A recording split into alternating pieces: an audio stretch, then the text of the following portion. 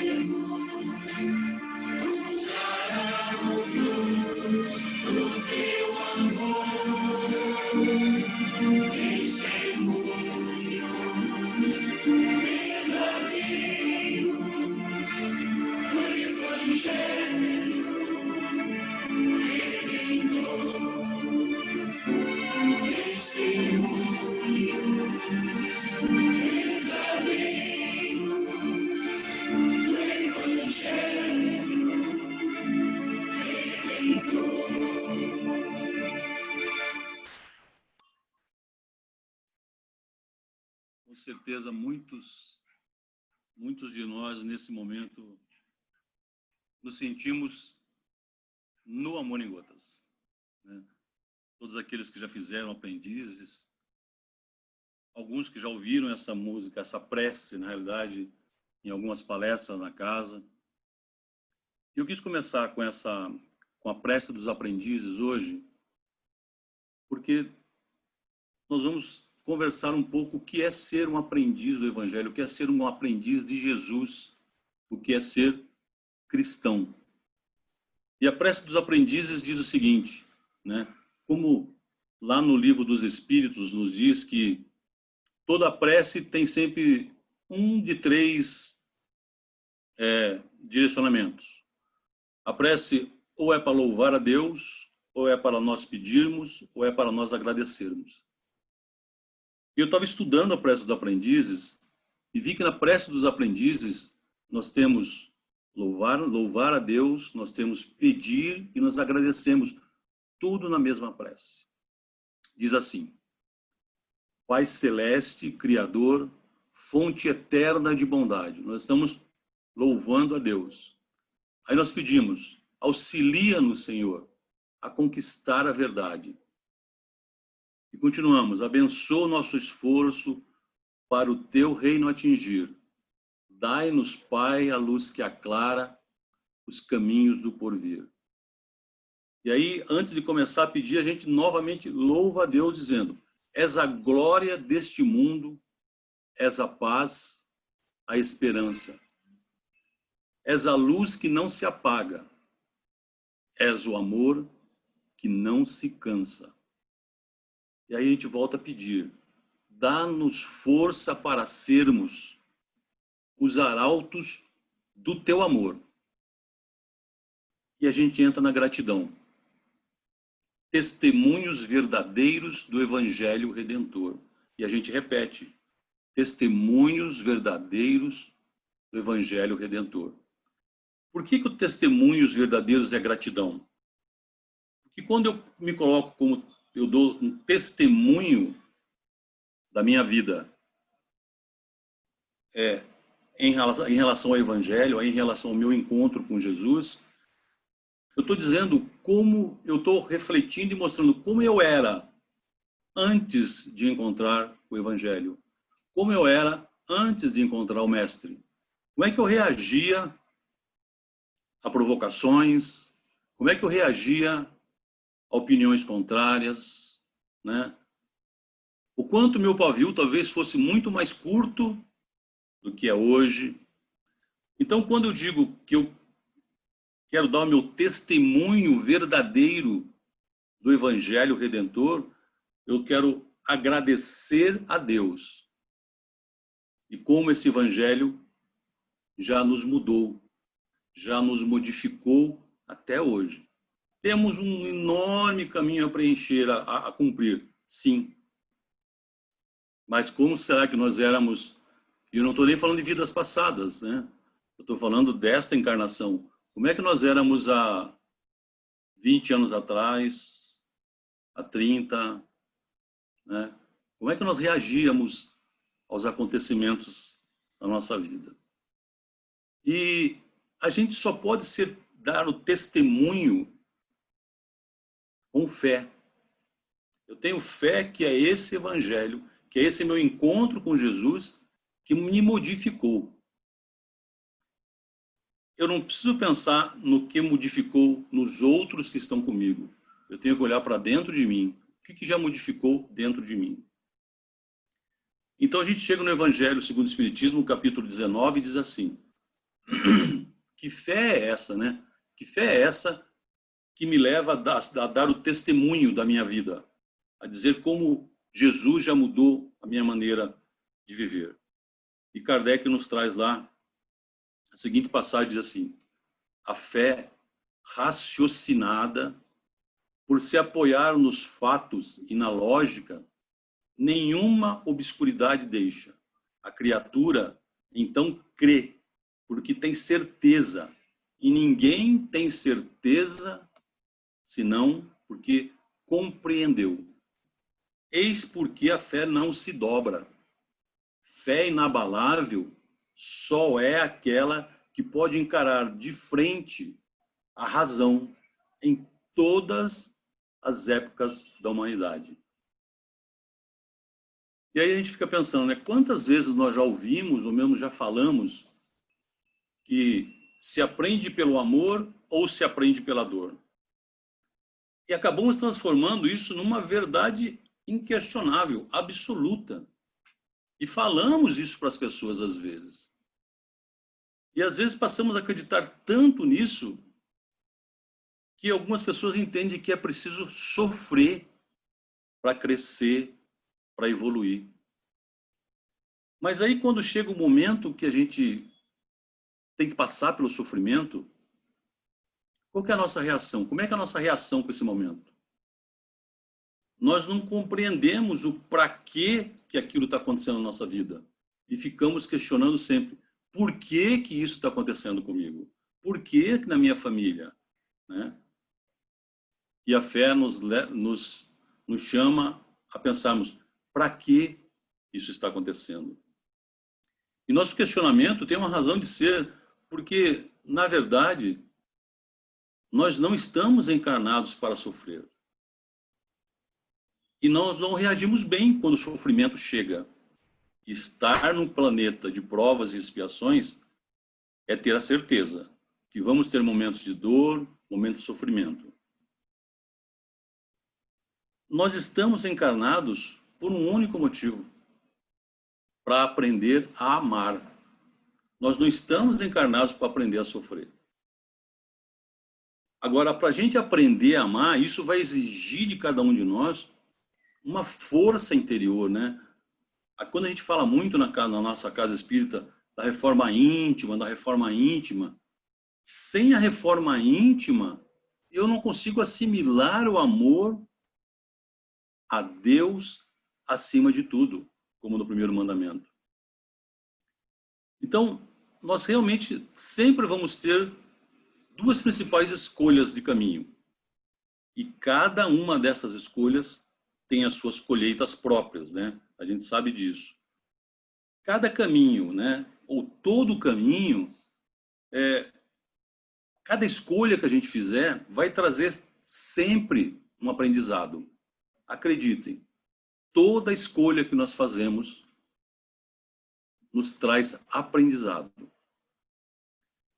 E depende do esforço nosso, no esforço próprio, para a gente assimilar aquele aprendizado, aquele conhecimento daquele momento e nos tornarmos mais fortes, né, para continuarmos a jornada. Agora, se a gente escolher o caminho de continuar errando, a gente vai recomeçar até aprender. E olha que eu acho que nós já estamos fazendo isso há algumas encarnações. Erramos, aí dizemos que vamos acertar, erramos, fazemos uma escolha errada de novo, volta, começa de novo. Então, nem o caminho do amor e nem o caminho da dor, nenhum dos dois traz uma promessa de que vai ser mais fácil ou mais leve. Nosso caminho espiritual, a nossa evolução, né, enquanto espírito, será mais ou menos rápida, dependendo das nossas escolhas. A cada minutinho da nossa vida, a cada minutinho do nosso dia, da nossa convivência. E a doutrina espírita, ela nos traz um convite, ela nos convida para a gente refletir, para a gente pensar sempre sobre essas nossas escolhas, né? Mas sempre pensar com fé raciocinada.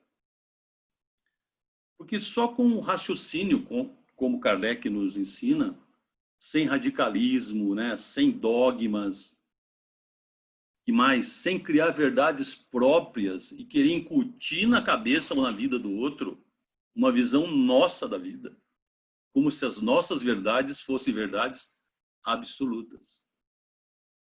E sabe que tem um fato que me preocupa às vezes, e que nós compartilhamos às vezes, ou então nós nos embasamos para decidir as coisas em conceitos e conteúdos como se fossem base da doutrina espírita. E muitas vezes eu vejo, eu leio, às vezes em postagens, algumas coisas são colocadas carregadas de dogmas, carregadas de conceito de outras vertentes religiosas, que não são da doutrina espírita. E aqui eu não estou dizendo nada contra as outras vertentes religiosas. Cada um tem o seu caminho. Mas se nós nos colocamos como aprendizes do Evangelho, do Mestre, se nós nos colocamos como aprendizes do Mestre através das obras básicas da doutrina espírita, que foi codificada por Allan Kardec, essa precisa ser a nossa base divina sempre, para as nossas escolhas, para a gente trilhar um caminho, né? E aqui, não é porque nós escolhemos, nós fizemos a escolha pela doutrina, que nós podemos ou devemos nos considerar melhor do que as outras pessoas que fizeram outras escolhas. Afinal de contas, nós não estamos encarnados para sermos melhor do que o outro. Nós estamos encarnados para sermos melhor do que nós mesmos ontem.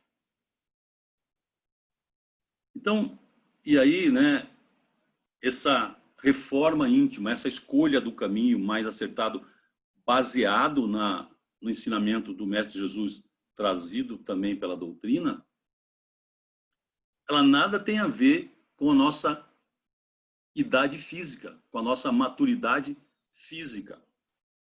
Então, às vezes, eu escuto algumas pessoas colocarem assim: ah, mas eu já estou com muita idade para mudar. Sempre fui assim. Ah, olha, Vicente, mas eu já estou na doutrina há mais de 20 anos. Sempre fui assim. Eu aprendi assim e não adianta, eu não vou mudar, né? Pois é.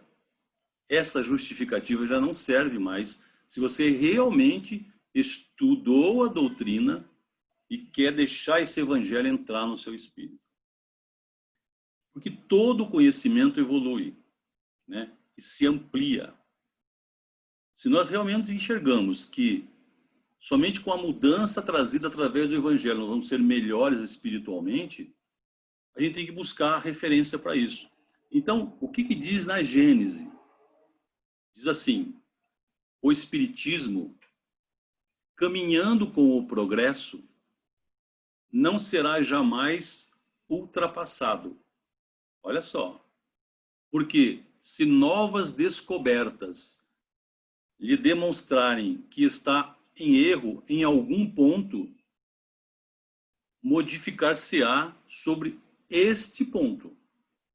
Se uma nova verdade se revela, ele a aceita. É isso que está na Gênesis. Então, eu gosto muito da frase que diz: o espiritismo, caminhando com o progresso, não será jamais ultrapassado. Porque, gente, conceitos que nós temos nas obras básicas da doutrina são tão atuais, tendo sido escritos em 1860, que eu não tenho dúvida que esses conceitos ainda vão ser compreendidos daqui a mais, sei lá, centenas de anos. Mas é importante que a gente entenda que o mundo que nós vivemos hoje, as relações que existem hoje, são diferentes das relações que existiam em 1860. E aí é que está a riqueza, a beleza da doutrina. A doutrina não rotula, a doutrina não julga, a doutrina não discrimina. A doutrina é a doutrina consoladora. E para ser consoladora, ela tem que ser acolhedora. Mas não é a gente colocando um livro dos Espíritos ou o Evangelho segundo o Espiritismo em cima de uma mesa, lá no centro, que as pessoas vão se sentir acolhidas. Nós nos colocamos como arautos do Evangelho Redentor. Ou seja, é através das nossas atitudes que essa doutrina será sempre consoladora, acolhedora. Então, quando tivermos em dúvida sobre o que falar ou o que fazer é buscar na doutrina. Se ela é atual hoje e as obras foram escritas em 1860 e ela será atual daqui a 100 anos, nós só precisamos buscar compreender esses ensinamentos. E a reforma íntima, né? É assim, a gente faz uma metáfora com ela, é muito igual à reforma de uma casa. Quem já fez reforma aqui da sua casa, do seu apartamento, sabe como é que é isso, né? A gente só sabe quando começa. Mas a gente sempre encontra, né? Mais uma coisinha para mudar, mais um negocinho para melhorar. E quando a gente está fazendo a reforma íntima, é assim. Você fala assim, nossa, eu já mudei bastante, né? Já aceito algumas coisas, já vejo com outros olhos. Aí o mundo nos mostra uma pandemia. E a gente fala assim, e aí, o que eu faço com isso? Como é que eu não posso sair de casa? Como é que vocês... Olhem, a reforma íntima, minhas irmãs e meus irmãos, não acaba nunca. Que a hora que você acha que o reboque está bonitinho, está tudo certinho, veio a pandemia, derrubou tudo, e fala assim, nossa, mas eu não tinha visto aquela trinca ali. Vou ter que quebrar tudo e refazer. E como é que isso acontece nas nossas vidas? Novas pessoas chegam em nossos caminhos. A gente estava comentando um pouco antes aqui, né? 2020. Gente, por mais que nós não tenhamos saído de casa, quantas pessoas novas chegaram em nossas vidas este ano? Eu posso falar isso com o coração assim, palpitando, né? Eu recebi 2 lindos espíritos que reencarnaram. Mas, independente desses 2 seres que chegaram na minha família, na vida de todos nós, quantas pessoas que vocês não conheciam que foram te procurar porque precisavam de uma ajuda, de uma cesta básica, de uma roupa, de um conselho, precisava de um acolhimento. Então, novas pessoas sempre vão chegar em nossos caminhos. Acontecimentos inesperados, né, sempre pedem que a gente faça alguma escolha, ou na hora que eles acontecem ou depois dele. E eu não tenho a menor dúvida que uma das escolhas mais difíceis, né, e dolorosas, talvez seja naquele momento que você tem que tomar a decisão de continuar a jornada, mesmo que algum ente querido seu tenha partido do plano espiritual. Quem passa por isso, já passou por isso, sabe que são momentos difíceis, mas se eu estiver ligado a Jesus com fé, eu vou começar aos poucos. E cada um tem o seu tempo e tem que ser respeitado, né, de reconhecer. Então eu prefiro sempre dizer que nós aprendemos no amor e aprendemos na dor. Depende da nossa disposição para ver, para enxergar os ensinamentos que cada momento desse traz para a gente. O que a gente vai colher nesses momentos? E quando nós optamos, nós escolhemos de ser aprendizes do Mestre Jesus, né? Trazer a boa nova para as nossas vidas e viver com essa boa nova com os outros que fazem parte da nossa vida, mudando a nossa forma de pensar, de agir, nos faz escolher o caminho que nos vai levar a aprender, a crescer, que é o caminho de evoluir pelo amor. Então nós aprendemos pelo amor e aprendemos pela dor, mas nós só crescemos, nós só evoluímos espiritualmente pelo amor. Ninguém evolui espiritualmente pela dor. Não existe a lei da dor. A lei divina é a lei do amor e nós vamos evoluir pela lei divina. A dor vem e nos atinge? Sim. E aí é o amor que pode amenizar essa dor. É o amor que com o tempo cura a ferida, mas ainda deixa a cicatriz. Porque aquele acontecimento fez e faz parte da nossa história de vida. Não tem como apagar, né? Então, se só existe a lei do amor, nós só vamos evoluir pela lei do amor. A dor existe porque nós estamos no mundo de provas e expiações. E o amor está dentro de nós para que a gente possa tratar essa dor, balsamizar essa dor, aliviar a nossa dor e a dor do outro. E aqui eu quero trazer... Só um minutinho, gente. Desculpa, minha garganta ainda não está zerada, desde segunda-feira.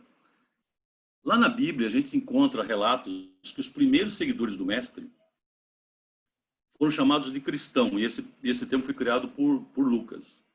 Que antes eles eram conhecidos como os homens do caminho. Mas quando Lucas viu aquilo, ele falou assim, gente, mas tem tanto caminho, vamos dar um nome para esse povo. Aí Lucas, seguidores do Cristo, cristãos. Mas antes de serem conhecidos como cristãos, como os homens do caminho, eles eram chamados de discípulos, né? Mas o que é um discípulo, né? Discípulo é um estudante. Discípulo é alguém que, através da disciplina, e aí tem discípulo, através da disciplina dos ensinamentos, coloca esses ensinamentos na prática da vida. Então, a palavra discípulo tem a sua origem latina, que significa aprendiz. Olha só o tamanho da nossa responsabilidade a partir de agora. Nós nos consideramos aprendizes de Jesus, né? Aprendizes do Evangelho. Então, nós somos discípulos desse Mestre. Por quê? Porque nós buscamos nos ensinamentos dele aquilo que vai nos dar estrutura para crescer espiritualmente. Mas olhe, para ser um aprendiz do Evangelho, nós precisamos primeiro aprender a nos disciplinar. Discípulo é aquele que aprende com disciplina. E aí a gente começa a entender, lembra da mensagem do Emmanuel com o Chico, quando ele foi iniciar o trabalho mediúnico, que o Emmanuel falou assim, disciplina, disciplina, disciplina. Porque disciplina é a base do seguidor de Jesus, do discípulo do Mestre. Então, se nós nos encontrássemos com o Mestre hoje, agora, nesse momento, e ele dissesse para você, para mim, para cada um de nós, o que ele disse para os seus discípulos, porque Jesus simplesmente passava e dizia, siga-me. Assim como em algum momento ele passou nas nossas vidas e disse, siga-me, e nós resolvemos segui-lo. Mas ele vai dizer assim, olha, para me seguir eu quero te pedir 3 coisas. Disciplina, disciplina e disciplina. E a gente vai olhar para ele, como a gente é muito questionador, e fala assim, ô Jesus, mas não é muita disciplina, não? Disciplina do que você quer que eu seja? Eu sou uma pessoa disciplinada, né? Ele vai falar assim, 1, disciplina no amor a Deus. Amar a Deus acima de todas as coisas.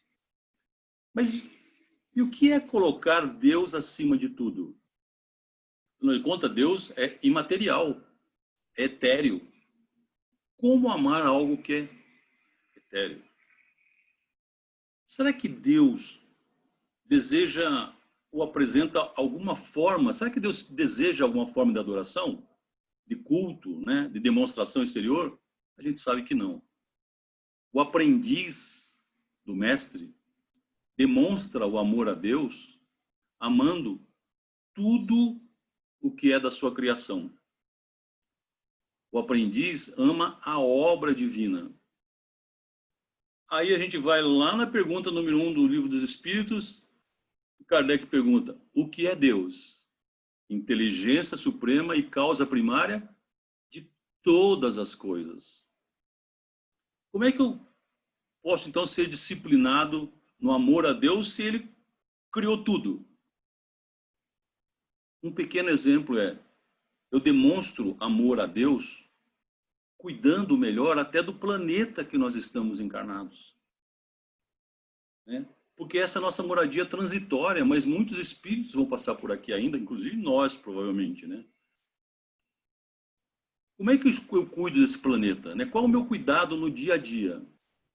Sabe aquela coisa assim, que, graças a Deus, muitas crianças hoje estão aprendendo, estão criando a consciência de separam que só isso aqui é reciclável, isso aqui não é reciclável, vamos consumir menos, né?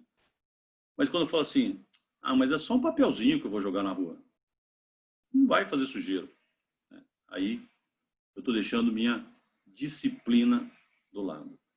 A segunda disciplina que o mestre vai nos esclarecer é disciplina no amor ao próximo. Amar ao próximo como Jesus nos amou. Veja bem, e não basta nós sermos contra alguma coisa, né? Eu tenho que ser a favor daquilo que faz bem para o ser humano. Para todos os espíritos, que todos são criaturas de Deus. Então eu tenho que ser a favor da vida. Eu tenho que ser mais tolerante, mais paciente, mais acolhedor. Mais acolhedor principalmente à dor do outro, que eu não sei qual é a dor do outro. E a terceira disciplina seria disciplina no amor a nós mesmos. Amar a nós mesmos com cuidados especiais, a nossa saúde física, a nossa saúde emocional e espiritual. Como é que você se cuida? Aí alguém pode dizer assim, eu me cuido bem, ó, eu tenho até aqui uma caixinha de remédio que até toca música na hora que chega o horário de tocar, eu tomo meus remédios direitinho. Pois é, tomar remédio não é cuidar da saúde, é tratar da doença. Cuidar da saúde é preservar o corpo físico de excessos, de abusos. Mas o que mais a gente pode fazer para nos mantermos saudáveis, né? Diminuir a nossa irritação com qualquer coisinha minúscula que acontece durante o dia. E nesses momentos que nós estamos confinados, a maioria de nós, qualquer coisinha parece que tem um tamanho enorme. E a gente se irrita. Se irrita com o andar do vizinho que mora em cima de manhã, às vezes, né? Que a vida inteira fez isso, mas agora a gente está escutando até o cachorrinho de cima para dar tic, tic, tic, tic. Meu Deus, alguém tem que segurar esse cachorro. Isso está fazendo mal para você. Mal, né? Então, como é que eu cuido de mim mesmo? Nós precisamos ser menos agressivos, né? Nós temos que pedir mais desculpa, mais perdão. Praticar aquelas palavrinhas mágicas que todo mundo aqui um dia aprendeu na escola ou na sua casa. Bom dia, boa tarde, boa noite, obrigado, com licença, desculpa, fica bem, fique em paz.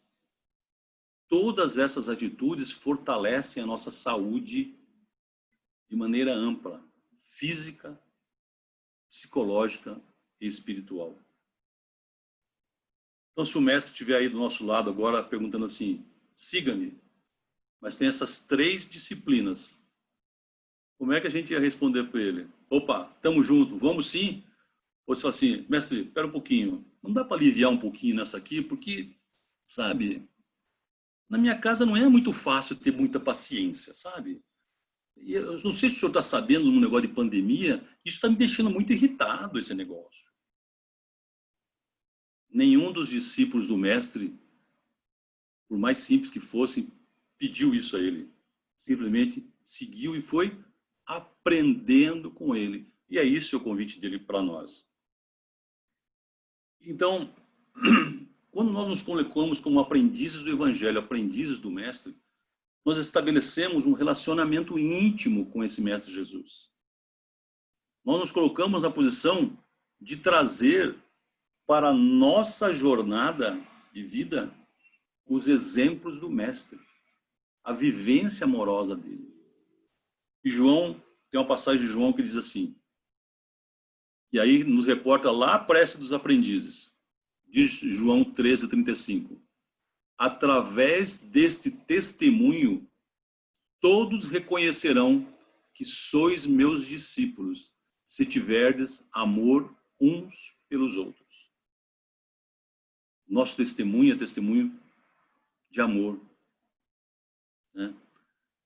Então, somos, né, cristãos, nos dizemos cristãos, somos discípulos, somos aprendizes, somos discípulos do Mestre. Então, se nós nos dizemos, nós consideramos aprendizes da Boa Nova, nós precisamos buscar a nossa essência. E como é que nós vamos mudar para o modo cristão, como definiu Lucas? E olhe, não basta você ir no centro toda semana, ouvir evangelho, tomar o passe e achar assim, ó, se eu for no centro uma vez por semana tomar um passe, eu já estou com a minha casinha garantida lá no nosso lar. Sinto decepcioná-los, mas não é assim que funciona, tá? Nós precisamos trabalhar, vivenciar a Boa Nova, o Evangelho. Primeiro, dentro de nós. E depois, pela nossa vivência e convivência, espalhar pelo mundo.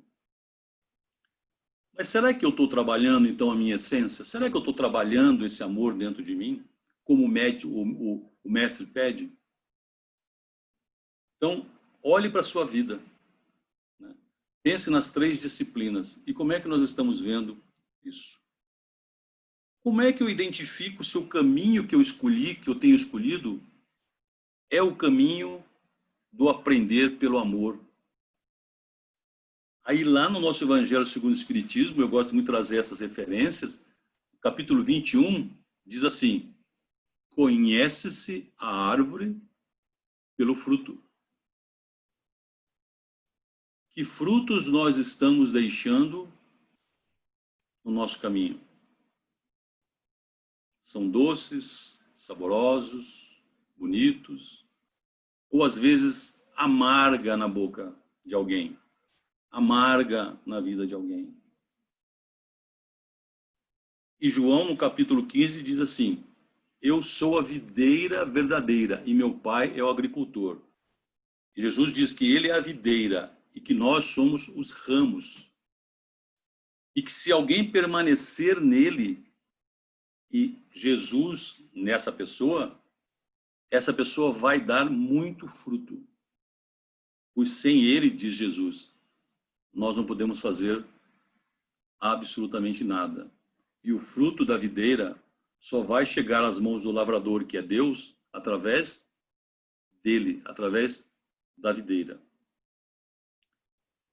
E aí, quando tem esse exemplo da videira, e Jesus sempre trazia essas figuras, porque eram a videira ou a parreira, como vocês queiram conhecer, a época e naquela região era muito importante para a agricultura.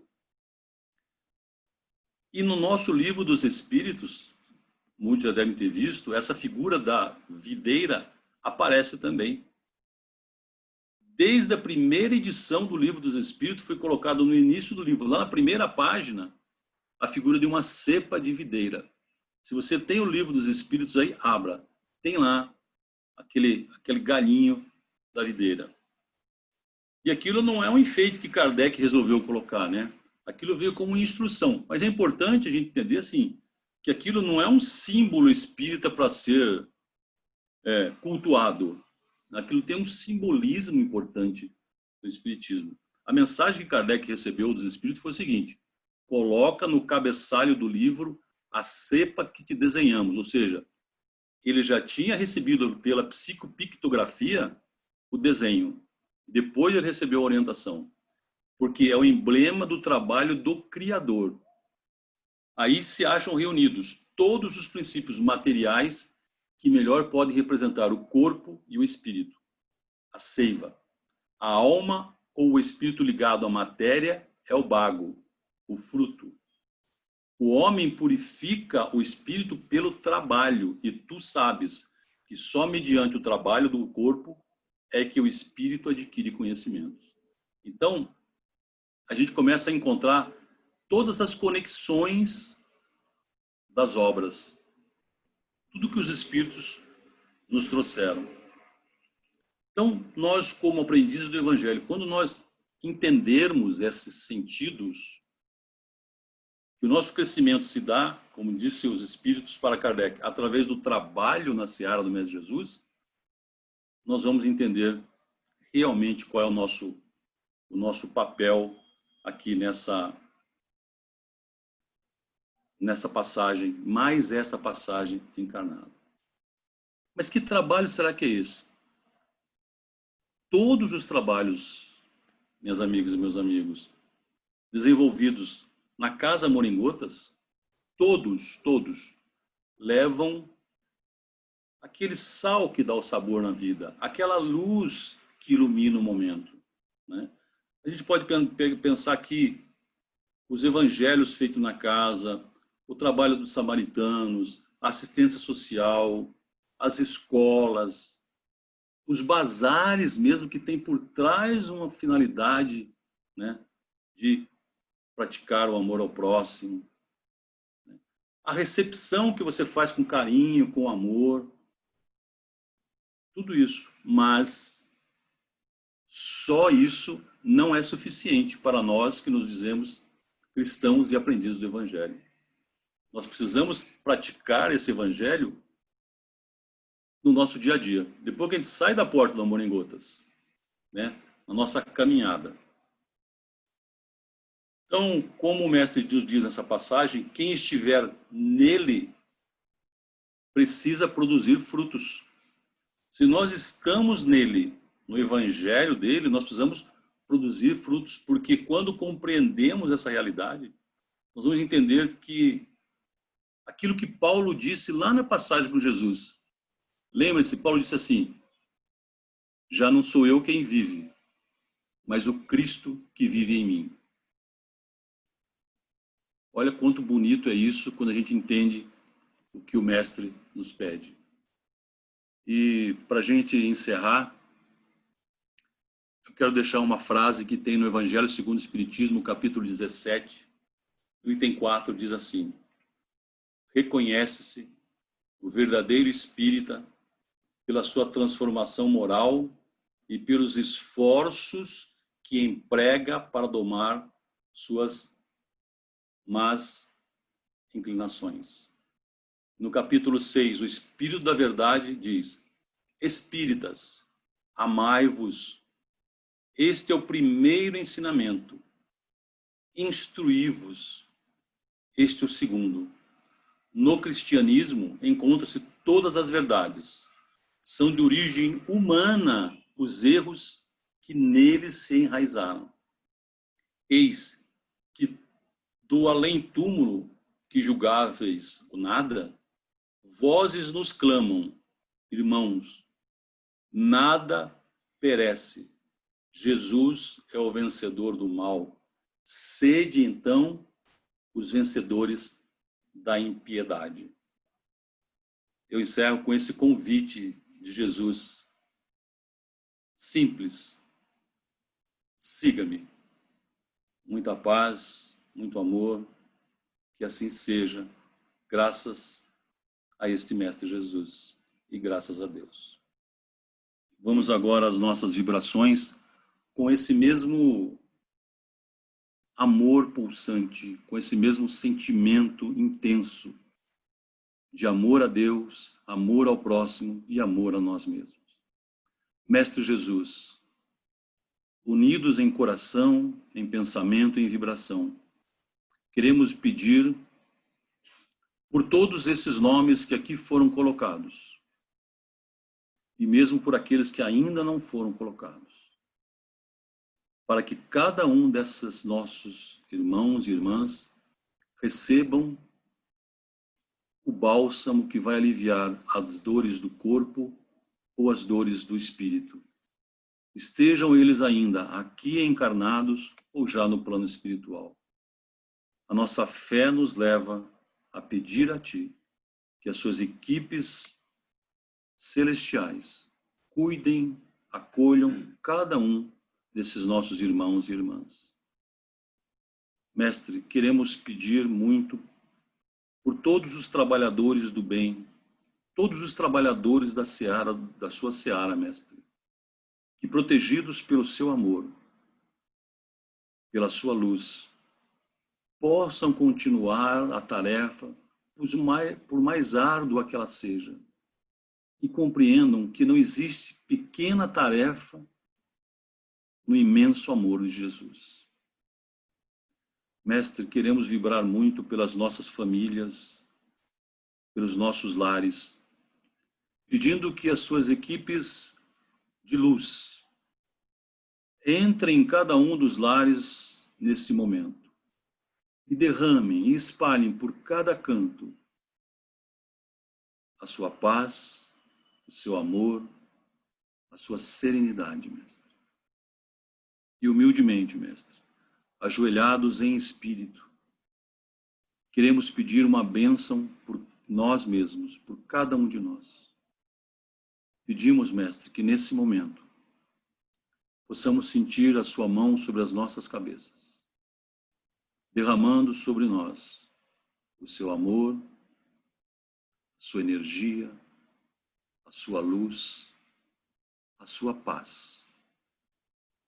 E que possamos, protegidos por Ti, compartilhar e espalhar esse amor no mundo em que estamos colocados. Que assim seja, graças a Ti, Mestre, e graças ao nosso Deus.